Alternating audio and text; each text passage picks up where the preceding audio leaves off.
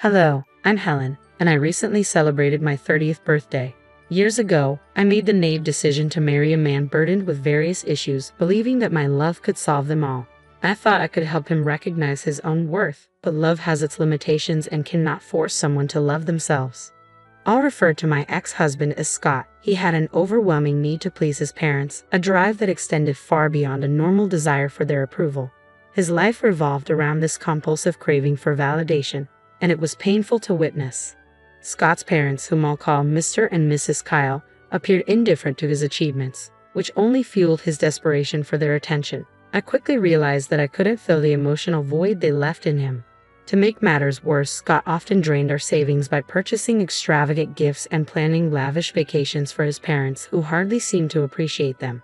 This reckless spending created constant conflict between us, and I often felt like I was competing for his attention. Despite the numerous challenges and endless arguments, I still cared deeply for Scott. I clung to the hope that he might break free from his parents' unrealistic expectations and discover true happiness within himself. Eventually, it became painfully clear that my love alone couldn't shield Scott from the negative influences of his parents. One day, he approached me with a serious expression, signaling that he had something significant to discuss. Given the tumultuous nature of our relationship, I braced myself for a potentially intense disagreement. "Helen, there's something important we need to talk about," he began, his tone grave. "What's going on?" I asked, my heart sinking with the anticipation of bad news. "It's about my parents. They're retiring soon, and I want to surprise them with a luxury vacation. It's going to be quite expensive," he revealed. A mix of excitement and anxiety etched on his face. "That sounds nice, but as long as the money comes from your personal savings." "I really don't want to dip into our joint savings again," I replied, hoping to steer clear of another financial argument. "I have enough to cover it on my own. I was hoping we could use some of our savings," Scott admitted, his expression torn between hope and concern. "Scott, if it's more than we can afford, maybe we should reconsider this expense," I suggested gently, trying to ground him in reality. But my words only upset him. "You just don't understand, Helen. I love my parents and want to do something special for them. Love isn't about counting every penny, it's about grand gestures," he argued passionately. I countered, "But love is also about being there for each other and making sacrifices together, not at the expense of our financial stability. This trip might mean a lot to them, but we need to think about our future too." Scott remained resolute. "I have to do this for them. I thought you of all people would understand. They mean everything to me." "And you mean everything to me, Scott, but we have to be practical. We can't just use all our savings on one trip." I tried to find a middle ground, but instead, Scott accused me of being selfish, unable to see the significance of his gesture. "It's not about being selfish. It's about being sensible and planning for our future," I explained, my anxiety escalating as he mentioned meeting all of our savings. "All of our savings, Scott? That's just reckless," I exclaimed, stunned by his request. "You're being heartless," he shot back, convinced I couldn't understand his desire to make his parents happy. "No, Scott, I'm being realistic," I replied, feeling the gap between us widen with every word. "We can't afford to spend $35,000 on a whim." My patience was wearing thin, and his casual assumption that we could just recoup the money later only deepened my irritation. "Really, Scott? That's not how this works." My disbelief was palpable. We were at an impasse, our views on love, responsibility, and finances standing worlds apart. The argument escalated, voices raised, and in the heat of the moment, objects were hurled and shattered around us, our frustration spilling over. Then Scott dropped a bombshell. He declared that if I couldn't support him, he wanted a divorce. He probably expected me to panic, to desperately try to save our marriage, but instead, I found my calm and resolve. "Okay, Scott, if that's truly what you want," I said, surprise washing over him. He had anticipated tears and pleas, but my unwavering stance caught him off guard. I was done catering to his fantasies. If he chose to squander his future on unattainable dreams, he would do so alone. I held nothing back, making my thoughts clear. His relentless pursuit of his parents' approval was futile, like trying to stay dry in a storm with just an umbrella. He attempted to counter, but I silenced him with a simple raise of my hand, refusing to continue fighting for a love shackled by unrealistic expectations and a constant need for validation. "Go ahead, spend all your money trying to win over people who barely notice you," I told him, resolute in my decision to break the cycle of disappointment and broken promises.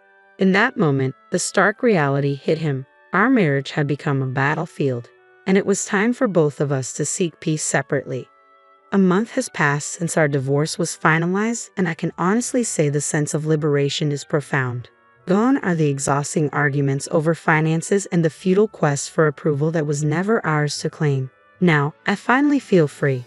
I breathe easier now, liberated from the oppressive weight of Scott's insecurities that once clouded my days. Each new day shines a little brighter. Though Scott has tried to re-enter my life, feigning concern and checking in on my well-being, I see through his charade. I refuse to be deceived again. As the old saying goes, fool me once, shame on you. Fool me twice, shame on me. With resolve, I turned away from his attempts to rekindle our past relationship. I realized I had invested too much energy trying to fix someone who didn't want to change. It was time to prioritize my own growth and happiness. Rebuilding my life hasn't been easy. Dividing our shared assets and adapting to a new financial reality required patience and resilience. While I was used to a certain lifestyle, I embraced the challenge of reshaping my life. As I embarked on this journey of self-discovery, I uncovered a strength and independence I never knew I had. Reconnecting with old friends, resuming hobbies I had set aside, and exploring new interests opened up a world filled with possibilities. I was determined to seize this fresh start. Yes, there were moments of self-doubt and loneliness, and adjusting to a tighter budget was tough. The scars from a failed marriage don't vanish overnight. Yet with each passing day, I found solace in knowing that I was no longer compromising my happiness to accommodate someone else's insecurities. The relative ease with which I moved forward was perhaps a reflection of how long I had clung to a doomed relationship. It was astonishing to see how much I could achieve once I was free from that emotional burden. A month into this new chapter, I felt a sense of renewal, ready to embrace whatever came next.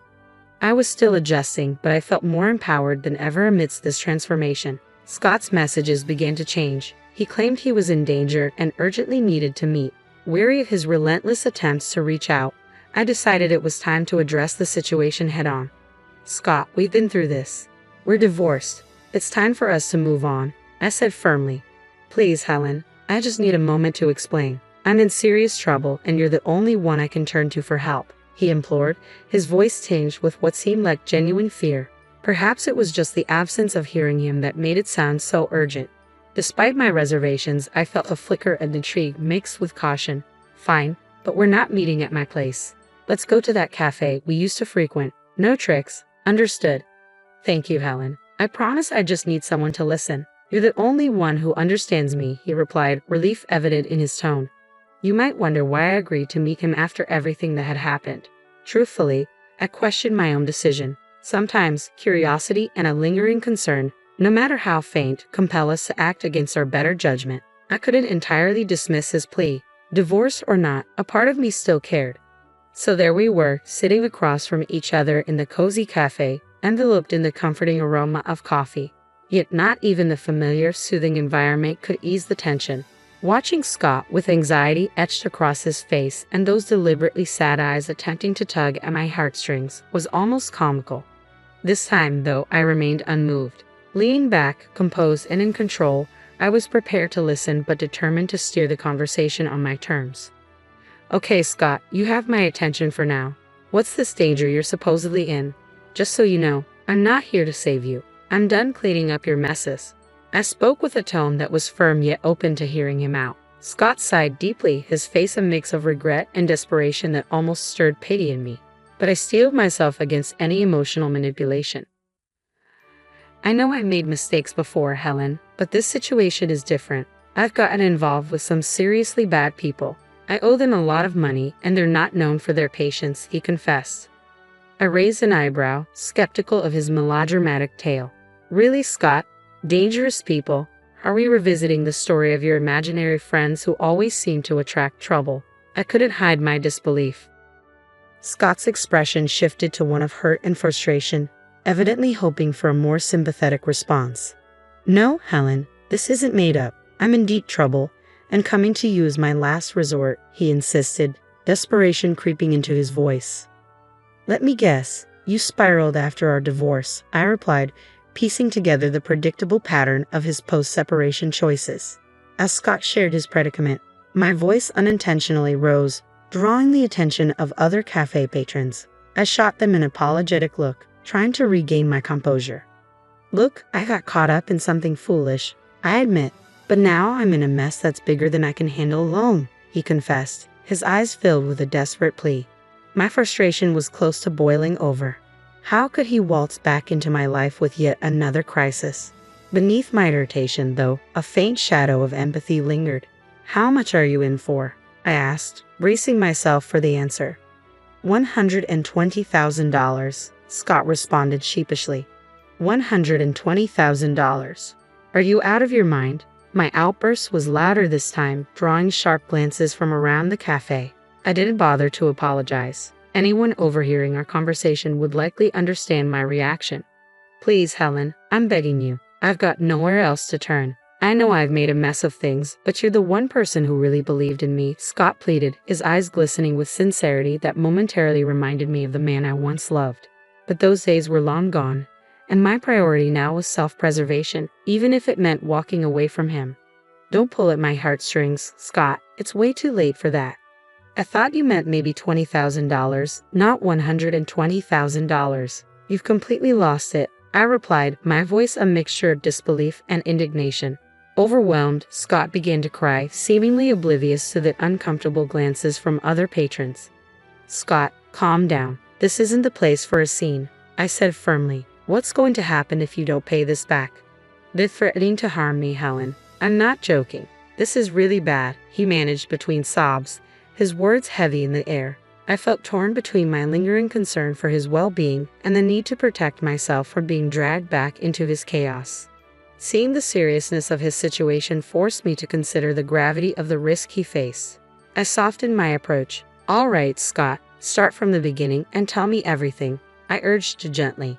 He recounted his attempts to fund an extravagant trip for his parents, explaining how he had borrowed money from a friend who ultimately let him down, plunging him deep into debt. As he narrated his missteps, frustration welled up inside me, mingled with reluctant amusement at the outcome. So, you borrowed money from risky people to impress your parents who didn't even notice your efforts. Is that what happened? I asked, seeking clarity on the sequence of events. Scott's expression fell, and tears streamed down his face as he faced the painful truth. Yes, ever since they went on that trip, it's like I don't matter to them, he confessed, his voice laden with regret. Even though I was irritated, I couldn't help but feel a twinge of sympathy for him. It was a harsh lesson, and seeing him so remorseful stirred a compassionate response within me. You've really gotten yourself into a tough spot, I remarked. I know you don't want to hear this, but you created this mess yourself. I warned you it wasn't a good idea. And now, after choosing to leave me over it, here you are struggling. You invested everything in trying to make your parents happy, but all you received in return was their indifference. It's a hard lesson, but it's one you needed to learn. I felt a mix of concern and resignation wash over me. This was a bitter truth for both of us. Scott had pegged his self-worth on people who couldn't appreciate his sacrifices, and I had to come to terms with the fact that I couldn't shield him from his own decisions. I hoped that confronting these tough consequences would help him realize that I had always been on his side, but his relentless quest for parental approval was his undoing. As we sat in silence, the weight of our shared past, filled with broken promises and unrealized dreams, was palpable. I realized it was time to completely let go. No more second chances, no more attempts to mend what was beyond repair. Scott needed to confront the outcomes of his actions on his own, and I needed to move forward and find my own path to happiness. I hope you find a way out of this, Scott, I said, my voice carrying a firm tone of finality. You're not going to help? Scott asked, genuinely surprised. No, I'm not, I replied. Why not? He pressed. Because I don't have the money to bail you out. And even if I did, taking on a huge loan that I'd be paying off for years isn't something I can afford. I can't afford to be as reckless as you've been, I explained, my tone steady and unwavering. Come on, Helen, please. I'm begging you, he pleaded, desperation palpable in his voice. Expecting me to fix this for you isn't realistic, I said, feeling my patience thin. Yeah, I did expect that. You're my ex-wife, not my enemy, he replied, still clinging to a shred of hope. But it was clear our lives had taken different paths. My focus now was on securing my peace and happiness, separate from the chaos that once intertwined our lives. And that's the problem, Scott. You expect me to always be there to clean up your mess because that's what I used to do. I was your wife, so helping you out of trouble was something I did naturally. But I can't and shouldn't keep doing that. It's not my responsibility anymore. After everything, I don't owe you anything, especially considering how our money was wasted on your ungrateful and toxic parents, I added. But I love them, Scott said, his voice softening. And I love myself too. Loving myself means doing what's best for me, including taking care of my well-being, I countered. Scott looked down, realizing he wasn't going to get the help he wanted from me. Understating his bleak situation, I offered one last piece of advice. Since it seems like you're out of options, here's a suggestion. Leave. Move somewhere far away where they can't find you. I'm unsure what more you're asking of me, I said, my tone steady yet resolute as I faced him. He sat in silence, visibly upset by my decision to deny his request for help. It's time for us to part ways, Scott. I can no longer allow myself to be ensnared in your troubles, I explained, hoping he would grasp the gravity of my words. We each need to pursue our tranquility. His reply came with a hint of bitterness. You would help if you really cared, he argued, his voice laced with anger. I'm saying farewell, Scott. I'm also changing my phone number, I announced determinedly as I got to my feet.